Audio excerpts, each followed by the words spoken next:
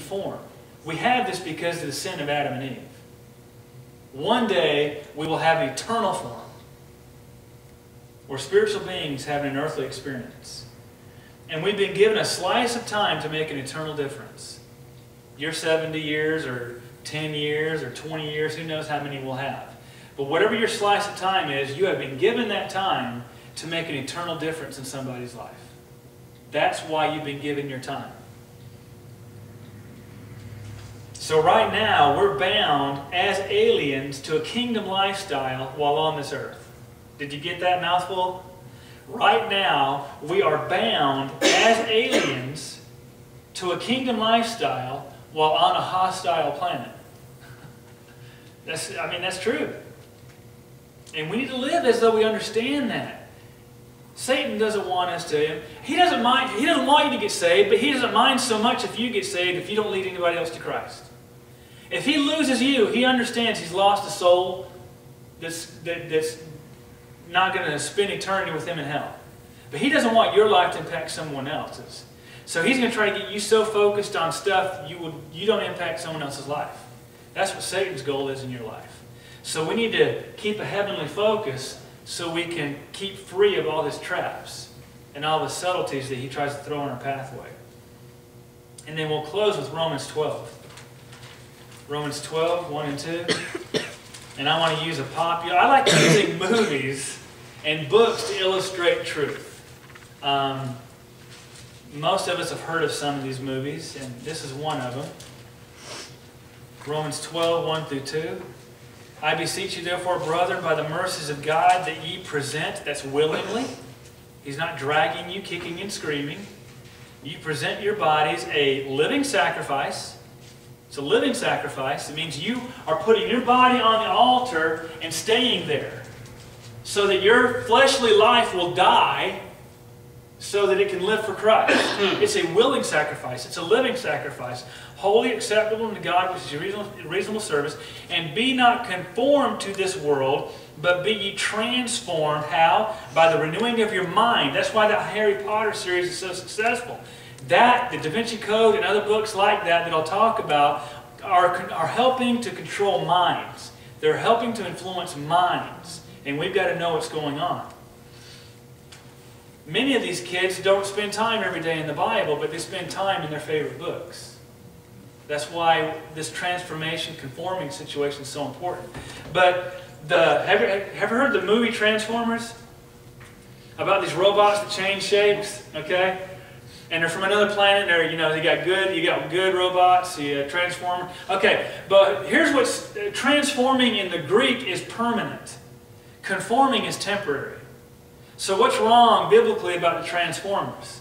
They're not staying transformed. Yeah, they don't stay transformed.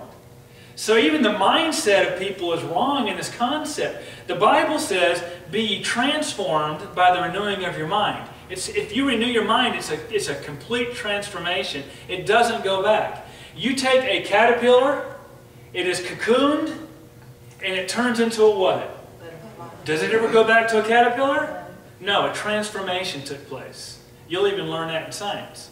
A conformation didn't take place. A transformation took place. And the Bible says if we die to self daily, when we have a daily renewal of heart and mind, a transformation in our life will take place. Conforming is, I'll mold to it. You take a quarter and you put it in clay and you pull it out and you've got the image of the quarter, but you can kind of rip it up and do it again with a penny. You're just temporary. Anybody can conform to a certain period of time, to a certain thing. God is looking for transformed minds. And that only which affects the life, and that only happens when our faith, our eyes of faith, are looking to heaven, and we realize this earth is just temporary. Don't look to this earth for your foundation or you're going to fall. Let me give you some examples of that. Look at 2 Timothy 4:10. 2 Timothy 4:10. Now these were people who started right, but then got off path. 2 Timothy 4:10 says, For Demas hath forsaken me, having loved this present world. And that word world is the world's philosophy. He loved the world more than God's plan, and that's why he turned back. He departed into Thessalonica. So now only Luke is with me. Take Mark and bring him with thee. You know what's interesting about take Mark? Because earlier on, Mark left.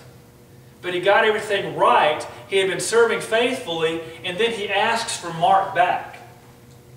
But Demas said, nope, I love the philosophy of the world more, so don't count on me. I'm going back. And he went the other way. So be very careful. Satan can take you who are living faithfully and get your mind focused on carnal things very easily. And then the last is Matthew 13:22. This one's talking about the seeds being thrown onto certain types of ground. And you have seed that's thrown onto stony ground and seed that's thrown onto ground with thorns and thistles and weeds, which are all a picture of the problems and pressures of life. And the sun beats down and all of that. So in Matthew 13:22, and it says, he also received seed among the thorns.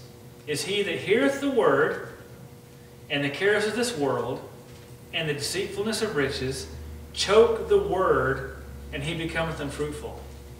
That is a person who is serving from a carnal standpoint.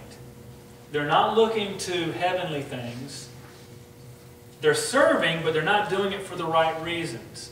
And the cares of this earth and the philosophy of the world take their mind off of what is important, and they're unfruitful. And if you want to know what God's plan is, read John 15. He wants us to be fruitful, and he wants our fruit to multiply, and he wants our fruit to abide. That's his plan for a believer. And that fruit is not only the 9 fruit of the Spirit that we're to develop, but the reason we're to develop the 9 fruit of the Spirit is that we're not going to be able to impact people for Christ unless we are people who live the fruit of the Spirit on a consistent basis. There's a reason why he wants us to live the fruit of the Spirit, and so we can touch people's lives. Let's bow our heads for a word of prayer.